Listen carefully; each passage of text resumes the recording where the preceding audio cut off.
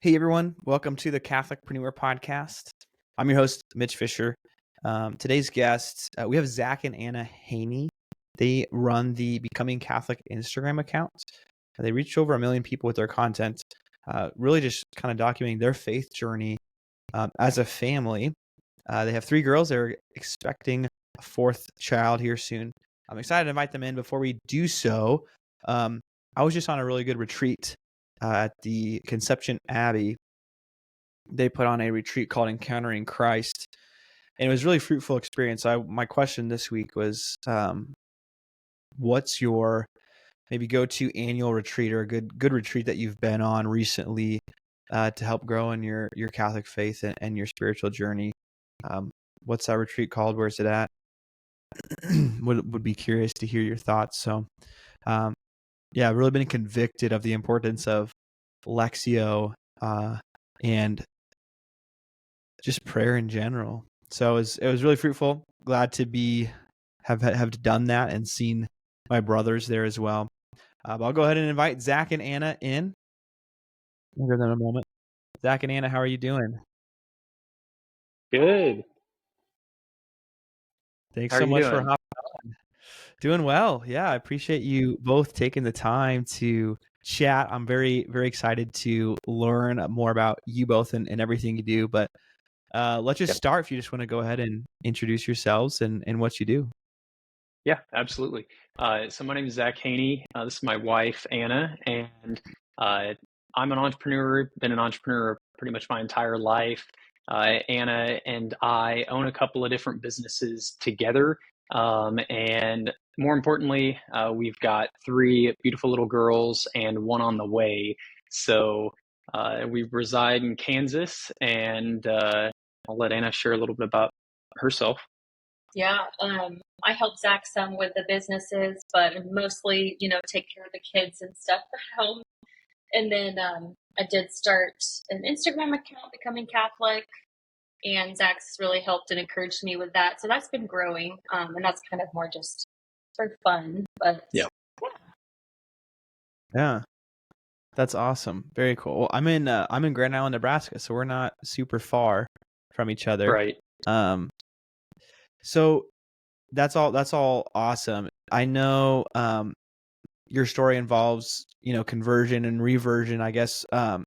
Tell me about just all that. I just want to hear from Yep. you both, just kind of the background of everything. Yeah.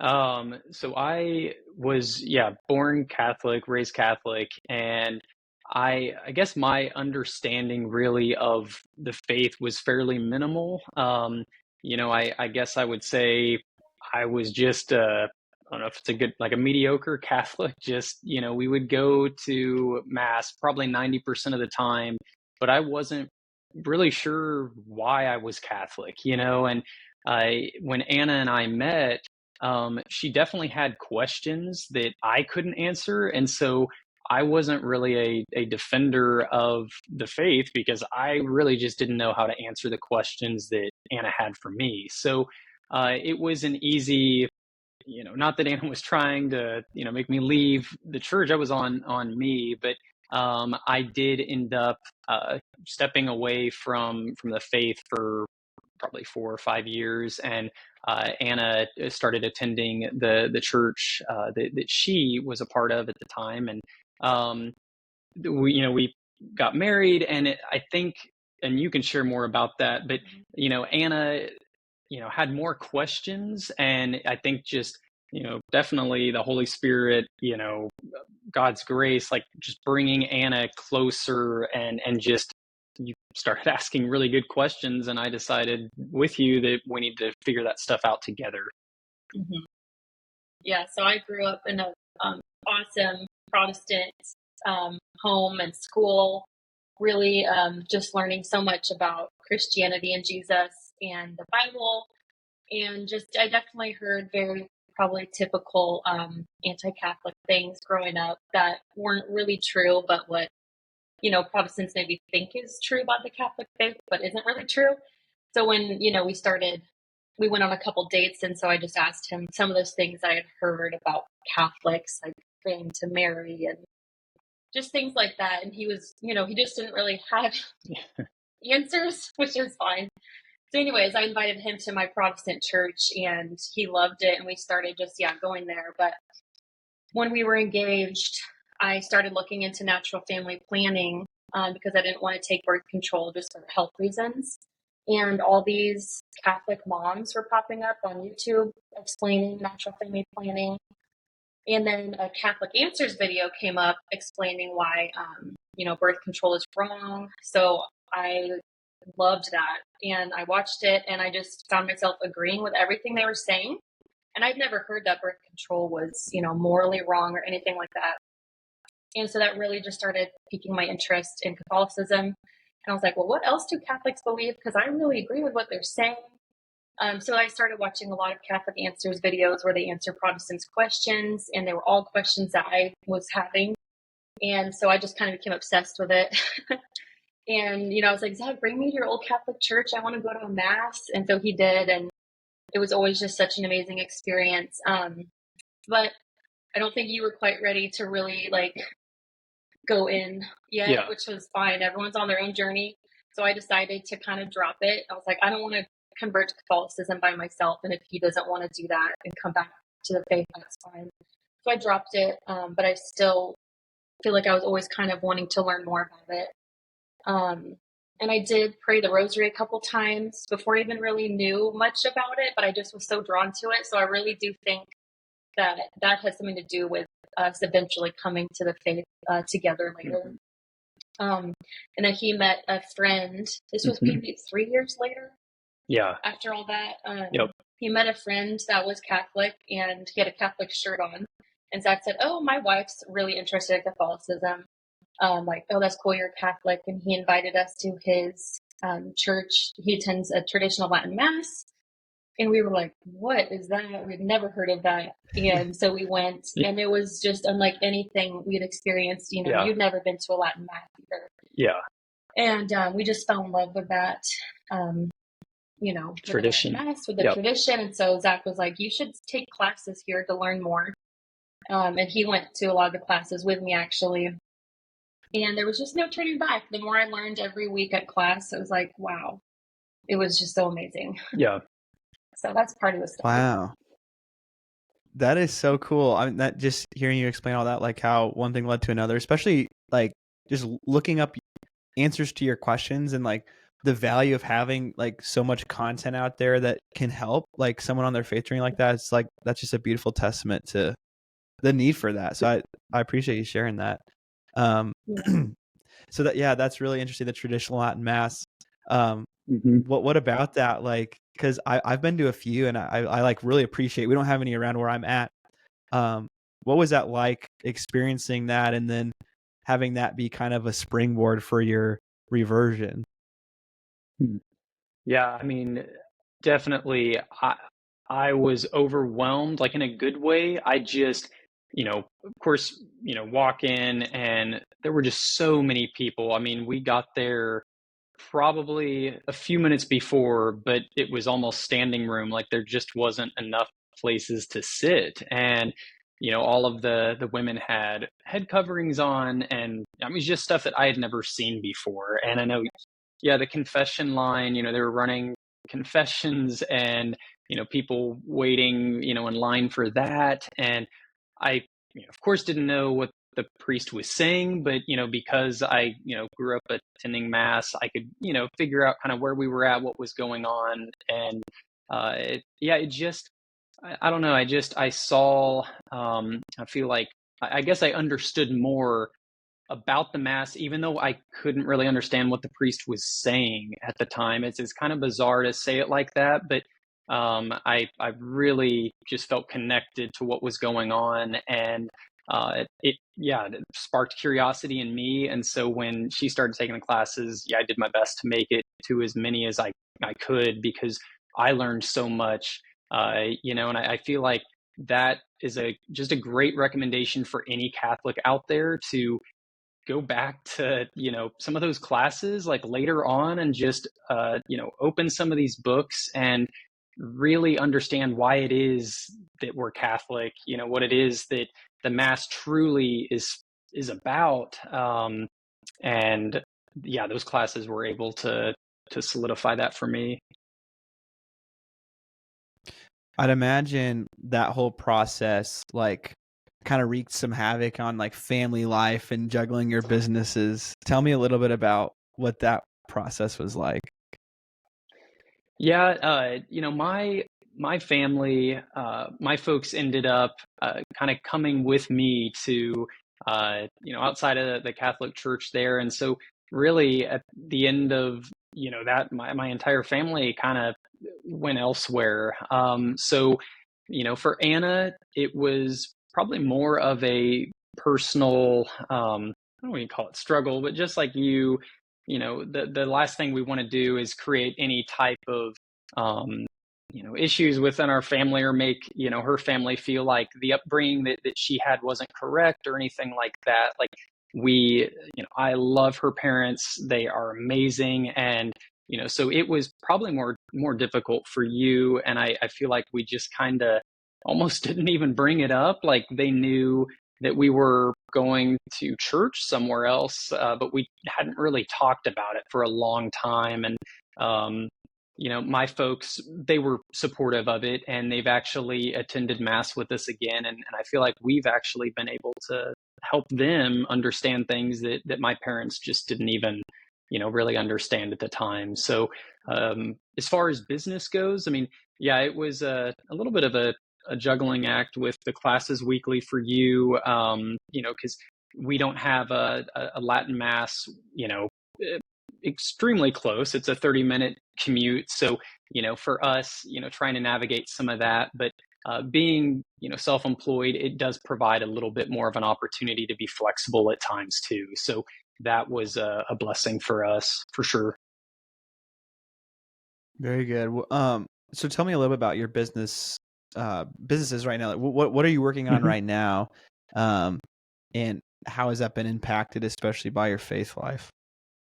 Yeah, so just recently been going through a rather large transition. So I had a discount type business, discount store with an online auction component. So we would purchase truckloads of discounted merchandise from places like Target and then resell that. So basically, like a TJ Maxx home goods store in one. But recently sold that business and transitioning out of that.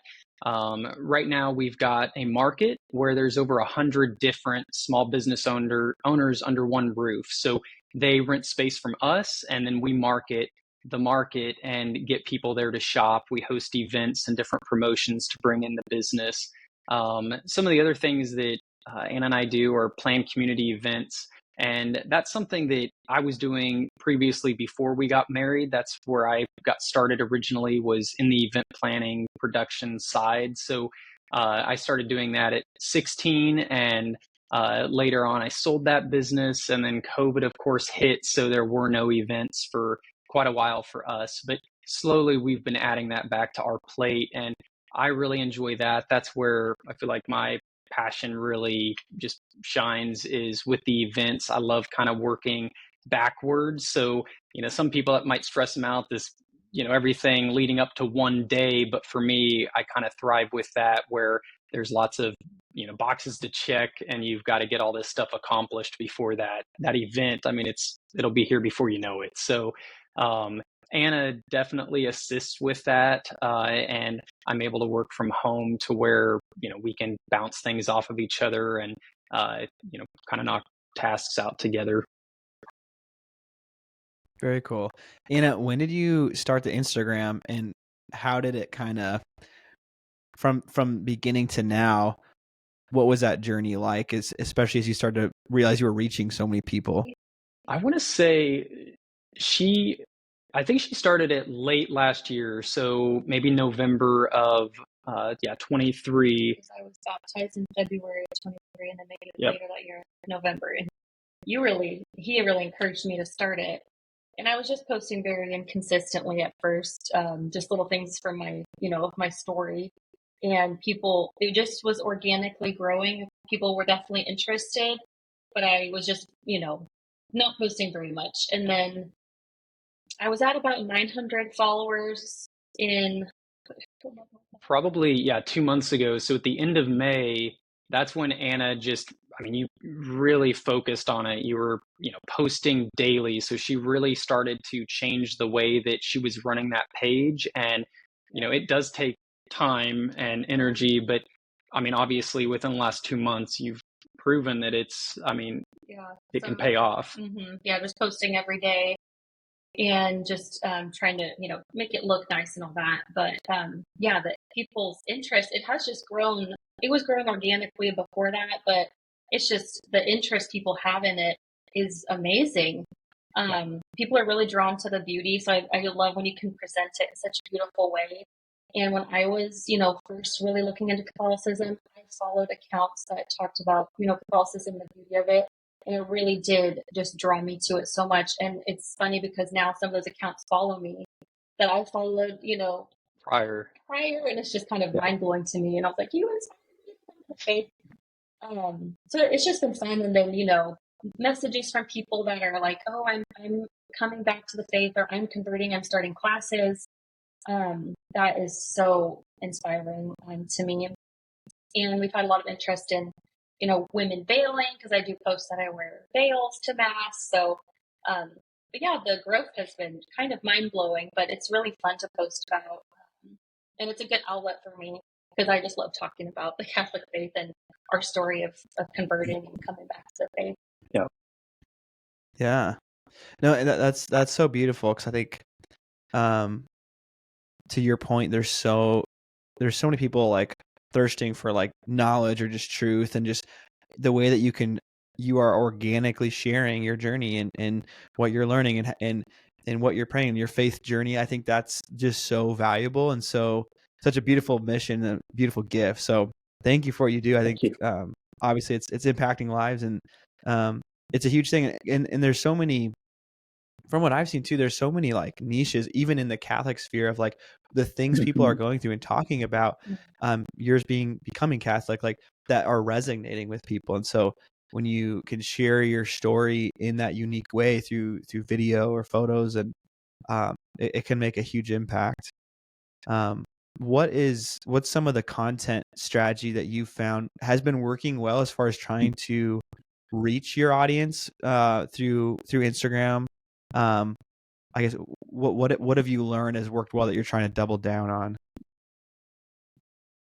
I would say your reels, right? I mean, you focused pretty heavily on reels. Yeah, I would say that she has really done a good job about just looking at the hook to, kind of create engagement with that specific reel. So I would say you probably spend quite a bit of time really trying to work through those, that 3-second grab, because our attention spans, are just so short. So when she has that, like, why do women veil? Or, I think there was one that we posted the other day, like, are you Christian? And, just things like that, would get someone to click on it, and then also having something valuable there. So you always try to really put something educational in the comments and get them to read that and then interact with the post itself. Yeah. And then just being consistent in the way it looks on the feed, little things like that do make a difference. Responding to messages, interacting with people out there.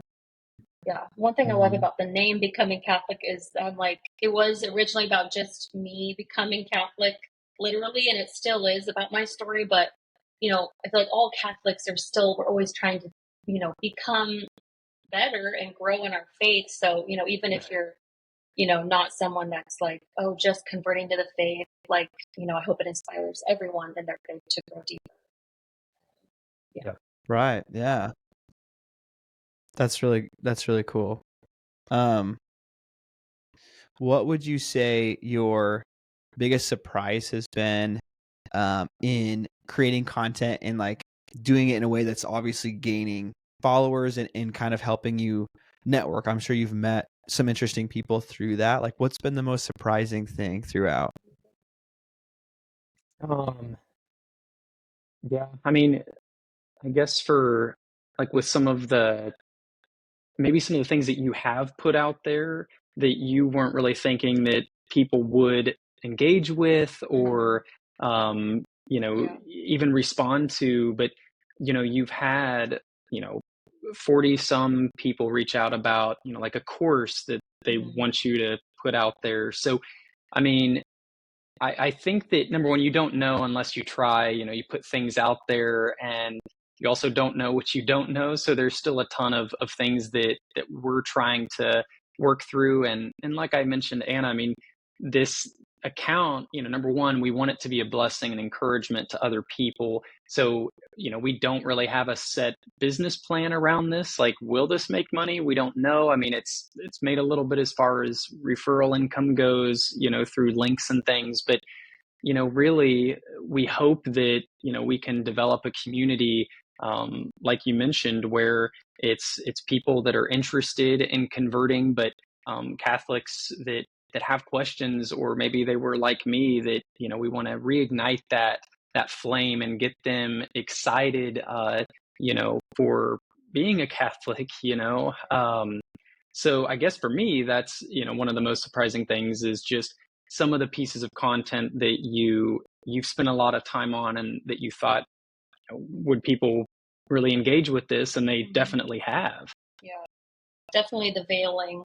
That did surprise me how much, I guess, traction those videos get in the comments and stuff.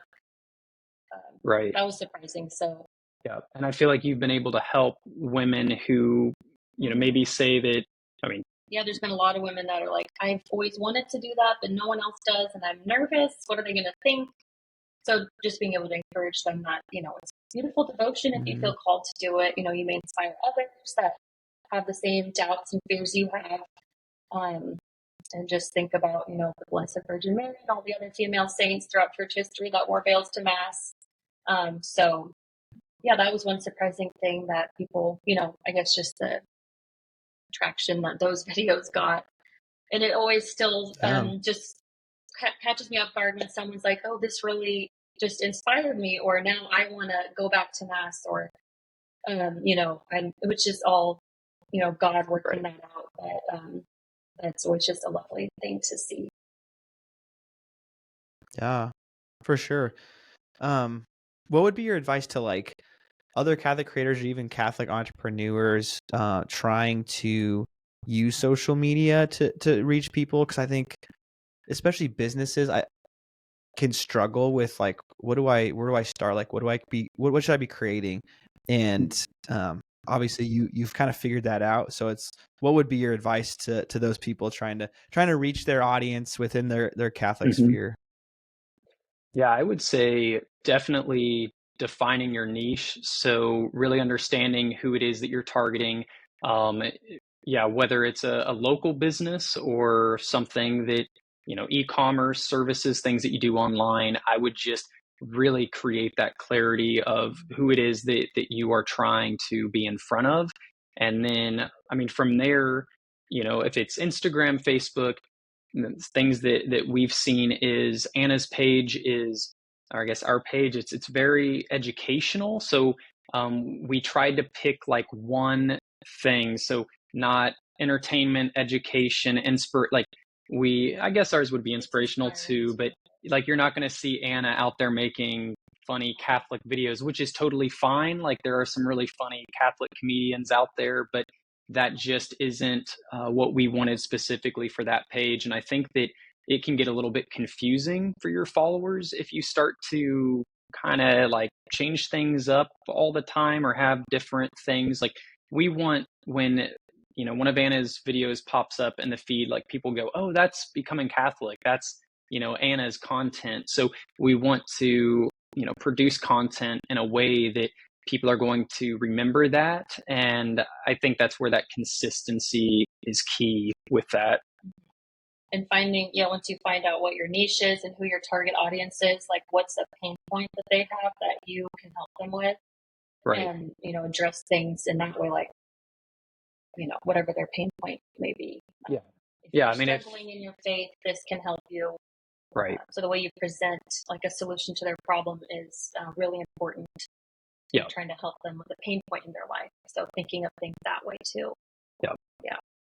Yeah. I mean, my biggest thing is, if you aren't on social media and leveraging that, like you have to be there. And just to really define that, don't just, grab a template from Canva and throw it out there. Like really try to get serious about what it is. And we love Canva, but I'm just saying, like, really define that so that it can set your business apart. And I think for us, like we're just excited about the impact that the page can have. But it's the same tactics that we use on that page we're using locally within our own businesses as well. Yeah, Definitely. So it's at Becoming Catholic, right? That's where people can find you on Instagram. yes. Right. Perfect. Anything else, anywhere else that they can keep up with you both and the different projects you're working on? So we do have a blog for Becoming Catholic as well. So you can go to becomingcatholic.com. And we're still kind of adding things out there. We may have different materials and things posted out there in the near future, but that would be a great place to start to connect with us out there. Awesome. All right. I'll link those in the show notes. Thank you both so much for taking the time. It's been a pleasure meeting with you, learning about your story, your mission, what you're doing. Just keep up the great work. I'm definitely following what you're doing as well. So yes, thank you so much. And just have a blessed rest of your day. Thank you too. Thank you so much. Thanks. See ya.